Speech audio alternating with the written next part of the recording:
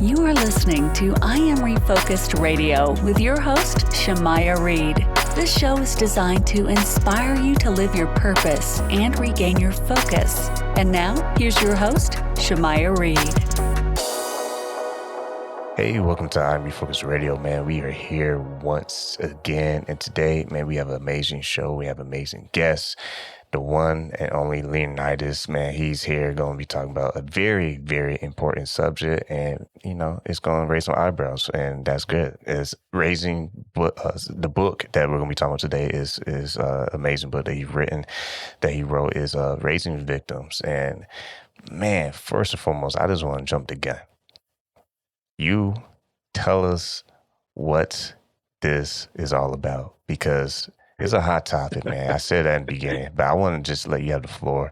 What inspired you to write this, and why is it so important for us to check out? Yeah, well, first of all, I appreciate you having me on, man. So I thank you for that and giving me the time here. So thank you. But yeah, the book is called Raising Victims, and the subtitle is The Pernicious Rise of Critical Race Theory. And what I really wanted to do with the book is really expose what critical race theory is from the founders' own mouth, from their own lips and their own words, and how it's really infiltrating our society in the form of diversity, equity, and inclusion, anti-racism, Black Lives Matter, et cetera, and how nefarious it is and how it's negatively impacting us as a country. And, a lot of times, people want a normal everyday person that is compassionate would want to push back against racism. And, one of the criticisms I get pretty frequently is like, how could you say racism doesn't exist? And that's not the thing at all. Of course, racism exists. Of course it does.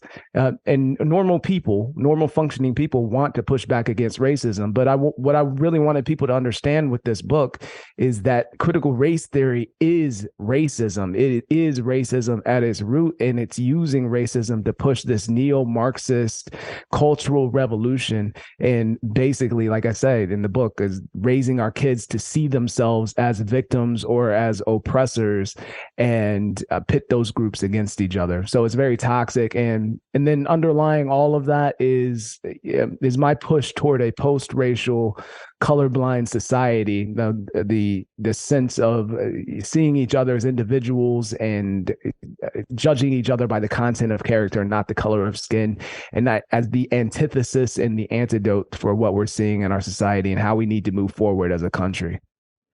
And for those who are listening and maybe have your listening ears, let's not prejudge anything, because someone listens right now might say, well, okay, Leonydus, I see what you're saying, but they want to teach, Black history or whatever. Sure. Why are you trying to shut that down? Like, can't we learn about, our Black history? What do you say to that person? Yeah, one thing that critical race theory does, it uses what I call a Mott and Bailey tactic. What's called a Mott and Bailey tactic, which basically means that it hides the more nefarious radical ideology under things that most people would agree with. And the idea of teaching Black history is one of those. So it'll push the more, well, I should tell you what critical race theory is, and then we'll go from there. Critical race theory is the idea that racism is endemic in our society, and it's interwoven into the fabric of our institutions to the point of invisibility. So it's this idea that all racial disparities are due to racial bias or racial oppression, even when no racism is directly apparent. And this is a Marxist concept and it comes from cultural hegemony is the term that was coined by Antonio Gramsci. And it basically means that the system was built to benefit those in power, and it's created this sort of matrix where people are oppressed and they don't even realize that they're oppressed because it's just the normal everyday operation of things. It's just the status quo of the culture. And that's what critical race theory promotes. And that's what they're teaching in schools, and that's what they're basically instilling in children. And then when you say like, well, I don't want children to learn that racism is in everything and that all white people are racist and that all black people are oppressed. I don't want my children to learn that. And then people will say, well, you just don't want your kids to learn Black history. And it's just not, it's not that. It's a very manipulative way of getting people to capitulate to the narrative. And yeah, I know these things are emotional topics and people have their their presuppositions about things. And, the minute you push back on some of it, if they have a certain stance or something like that, then a lot of times people will immediately turn off and say, oh, you're anti-Black, or you support the white supremacy, or you hate Black people, or you don't want to fight against racism. And that's not what this is about. That's not what the book is about. The book is about looking at how race is being used as a weapon in order to manipulate people and get them to buy into these radical ideologies. I don't think that most Black people are Marxist. I don't think that. But what's happening is that race is being used to manipulate Black people into embracing Marxism and Marxist concepts. And I don't think a lot of people even recognize that. It's a lot of surface level analysis. Because again, somebody hears a phrase like Black Lives Matter, and of course, most people are going to agree with that. Most people are going to go along with that. But you look underneath of it and you say, like, well, okay, they're talking about dismantling the nuclear family and pitting groups of oppressors and victims against each other as collective identities rather than individuals, and like all of these other things that underlie the ideology. And people say, whoa, that's not what I signed up for. Like, I just thought we were just talking about Black Lives Matter and talking about individual situations of fighting against injustice. I didn't realize we were talking about all of this Marxist ideology and tearing down the entirety of our Constitution and pushing back against free speech, because those are things that CRT promotes. And I don't think a lot of people I think a lot of people just don't recognize that. Once again, listen to Refocus Radio, talking to our guest today, Leonydus Johnson, and his book, Raising Victims, The Pernicious Rise of Critical Race Theory. Now, for our audience, if you don't mind me asking, are you Black? Yes, I am. All right. Reason why I said that or asked that is because when I saw this email, because I get emails for potential guests that I can interview. I ain't gonna lie, when I first saw this email, I said, wait, is this... I'm just filling the blank. Everyone listening to this on radio can understand where I'm coming from. Is this you know what, guy? Trying to promote a book? Because I ain't gonna lie. I was like, wait, because that's the first thing I saw when I read the email. I said, wait, is this you know what, guy trying to promote this? And then I did my research. I'm like, oh, it's a brother. What? And I think what you're saying is interesting. I think people have an open mind to what you're trying to say versus what they want to feel. I think that's a major difference, because yes, we do see injustices happen in the country. This is a slightly different situation, though, that is being discussed. And for those who are attached to the idea of critical race theory, and they're thinking that it's just, we can't teach, what has been history for, Black people. How important is for people to separate the two as far as what is really important with Black history versus what this whole critical race theory is all about? Right. You have to be very aware of what's happening in the classrooms and what the motives are behind them. And I think that just comes from being involved and understanding what's happening, because you have a lot of activist teachers. It was one thing I would say too about critical race theory is that what the founders say is that it's different from most academic disciplines because it has an activist element. And they say specifically that they feel like the civil rights movement did not accomplish what it set out to accomplish. It stalled out and it didn't achieve its goals. And racism was driven underground and infused into the systems and institutions of our society. So it's interwoven into the very fabric of our country, of our society. And therefore they believe that the entirety of our institutions need to be torn down and rebuilt from the ground up. So, and that includes education. So you have these teachers who are learning these edicts in university, and they're going out to K through 12 classrooms, and they're infusing this in the classrooms, and this idea that the entirety of the system is racist and built on systemic racism. And the reason that your child can't do math or is struggling in English class or whatever it may be is because of systemic racism. And they're teaching that to kids. They're instilling that ideology into kids rather than teaching kids that they're resilient and that they're strong and that they have the ability to overcome obstacles and overcome adversity, and that they can do anything they put their minds to, if they can work hard and overcome the obstacles, whatever. They're being taught that they're victims and that they're being instilled with an external locus of control, is the way I put it, that the system is operating against them, that these external forces are controlling their outcomes, and that no matter how hard they try, they can't succeed. So you have a kid in a school, it doesn't become about Black history. Like if you have a school that's saying that, well, we just need to eliminate advanced classes because not enough Black and brown children are getting into these advanced classes, or we need to manipulate these classes in a certain way, manipulate math class. We'll talk about that. Manipulate math class in a certain way because Black students aren't excelling in math. It's a bigotry of low expectations. And to me, as a Black father, that is insulting, and it should be insulting to Black people because the notion of it is that their kids cannot succeed unless white people come to their rescue and save them and manipulate the system in some manner to allow them to succeed. And I'll give you a good example. Ketanji Brown Jackson was appointed to the Supreme Court, which is fine. It's fine that she was appointed, but the problem was that Joe Biden said that he was going to appoint a Black woman to that position. Now, most people, well, I don't say most people, a lot of people celebrated that because it is a Black woman on the Supreme Court, and there's nothing wrong with that aspect. But by him putting a filter on the position and saying that he was specifically going to nominate a Black woman, what he was saying was that she was not the best person for the job. Now, she may have been the best person for the job, but by him putting a racial and gender filter on that, he was saying that there were better options for that position.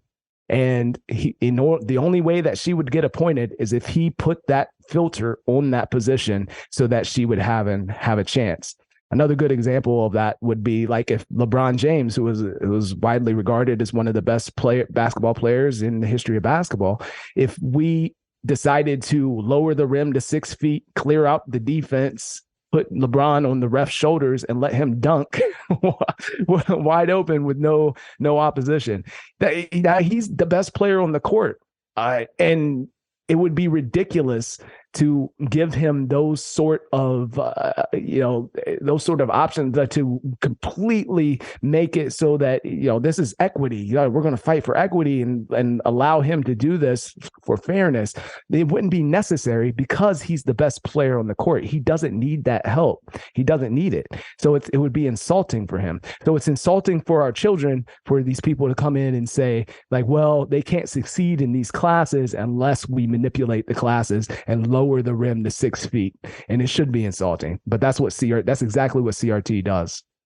Man, that's an interesting point. I know some people may be like, but Leonydus, this, and that. And we can go back and forth on what we believe is true or what we believe is not true or what we think was correct, what we think isn't correct. Sure. But I like the title of your book, Raising Victims, because it made me think. All right, at first when I read it, I was like, man, I'm offended. What was this guy going to be talking about on the show? But then it's like when you read more and you listen to what you're saying right now, it's like, okay, hold up. Okay, raising victims. That is, I'm being in trouble with saying this, but I don't care. This always going to be cool, but some others may not appreciate this. I think that's true, man. It's a risk playing the victim. And I'm not saying this to anything that ever happened to any Black person. I'm not saying that. I'm just saying to the point of what we're talking about, critical race theory. I think that's a solid point. I appreciate that, man. I appreciate it.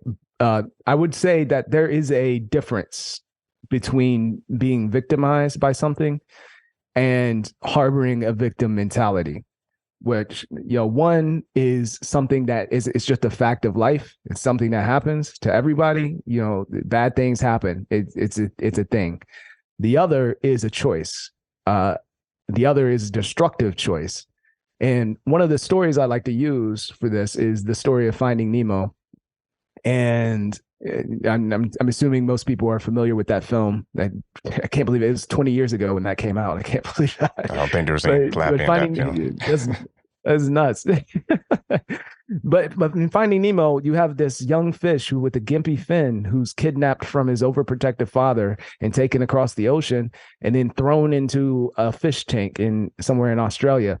And so he's thrown into this strain, and he's taken from his family. He has a gimpy fin. He's thrown into this strange environment, this new strange environment. You could easily say he was being oppressed at that point, right? Like he's a true victim.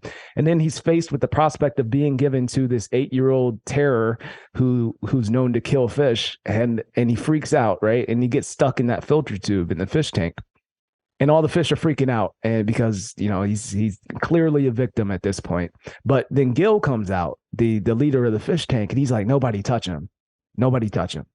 And Gil surveys the situation, and he's like, "You got yourself in there, you swim yourself out," which on the surface seems cruel, right? It seems cruel for him to do that, from given all the things that Nemo has been through, and the fact that he doesn't have a good fin, which Nemo said, "I don't have my fin's gimpy, my fin's messed up." It seems cruel to do that. But what Gil was doing was he was instilling in Nemo an internal locus of control. He was telling Nemo that, listen, you may not be able to control everything that happens to you. Life isn't fair. Things are going to happen that are out of your control, that are not fair. And you're going to find yourself facing adversity and facing obstacles, but you have the choice how to respond to that. You may not be able to control everything that happens to you, but you can control how you respond to it. And you have strength, you have resiliency, you have the ability and the fortitude to overcome that adversity. And because he did that, Nemo was able to overcome it and swim out on his own. And later he was able to actually save his friend Dory and save a bunch of other fish from a fishing net, because he had that internal fortitude, that internal strength, that idea that he had the power to control his own destiny. So those are the things that we should be teaching children. Those are the values we should be instilling in our kids, even in the face of true adversity, even in the face of things that are out of their control. We should be teaching them that they have the power to overcome those things and, push back, not teaching them that they're helpless and victims and that, it's the system's going to control your outcomes. That is disempowering and it's destructive. And it's not what we should be teaching our children, especially in cases when it's not even true. And that's where it gets into trouble, because a lot of times people, they really hone in and assume that racism is in places where it's not apparent, and they want to blame racism for all of these ills that are happening. But even though there's no evidence of it, but ultimately it doesn't even matter, because it's like, man, like, you have the power to overcome. Why are you letting other people control your outcomes? Why are you letting other people decide who you are and shape your identity? Like, that should be internal. That should be you. And that's the things that we should be teaching our children. Once again, talking to our guest, Leonydus Johnson, and about his book, Raising Victims: The Pernicious Rise of Critical Race Theory. I know a lot of people gonna be like, okay, deep breath. Okay. What is he saying? Well, I'm going to try my best to help them out. It's important to, like you're saying, understand what you can control and what you cannot control. If anything, that should be a pinpoint to this interview. When you start to understand what you can truly control versus what you absolutely cannot control, you should ask yourself, what is this goal of critical race theory? Because it doesn't sound like a typical class that, I took some African American studies when I was in college. This don't sound like that. It sounds a little bit deeper, a little bit more like, this happened to you and you should feel bad and blah, blah, blah, blah, blah. It sounds like a negative bent towards it versus actually learning something. I mean, it should be more of a, like what you said earlier in the show. What can you control versus what you cannot? You can control how you react to something. You can't control what happens around you. And if we ignore that point, then yes, I can see why someone could be emotionally attached to this. You know, we must have critical race theory. I get that. And I'm going to sound like, you know, I'm stepping on some toes, but I don't know. I think it's important to pinpoint that conversation of you have to learn what you can control versus what you cannot, because raising victims, to me, after hearing what you're saying, it sounds like just that. You're raising a victim. And again, I'm stressing this enough. I'm not saying anything to any recent events or anything like that, but simply what Leonydus is talking about with this critical race theory. Do your research, read it on yourself, and then decide for yourself if this is really what it is being presented as, or if there's a deeper situation there. I like it. One more thing I would say, I would add to it is, you know, the idea of existence of racism and pushing back against racial injustice. I'm an individualist, and I push back against collectivism as an identity.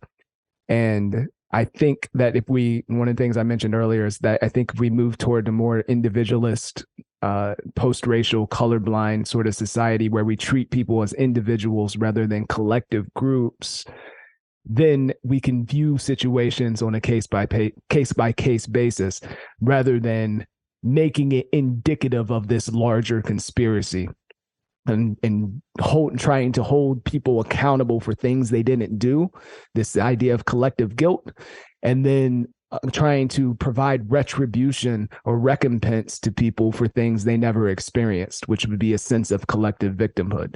What we need is... You hit something there. Yeah. But I mean, if you focus on the individual cases, if there is injustice, then hold the person accountable who engaged in the injustice and provide recompense to the victim. I think that makes sense, but collectivizing it doesn't make sense. It's going to drive enmity, and it's disempowering, and it's just going to make things worse.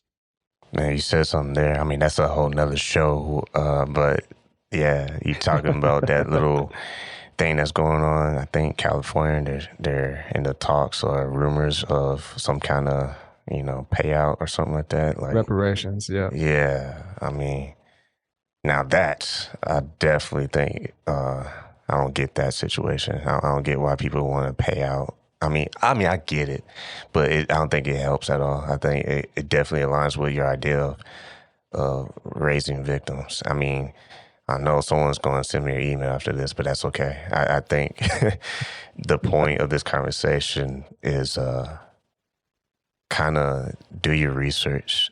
Don't just go with the flow. Just because everyone is doing this or doing that, saying this or saying that, doesn't mean you have to step in line with the same idea. Because we're not talking about, you know, which race is more important than the other one. You know, we're not talking about that. We're talking about something that is probably not contributing in the right ways of teaching, if I can put it that way. Because there's one way to teach where it's a teaching for all students, and there's another way of teaching, kind of was pointing to with your book, Raising a Victim. And I think if people can take the emotion part out of the equation, maybe this will become clear. So with that, man, it's a deep conversation, having an awesome conversation with Leonydus Johnson. Get his book, Raising Victims, The Pernicious Rise of Critical Race Theory. Man, how can people follow you on social media? Yeah, my Twitter handle is @Leonydus Johnson.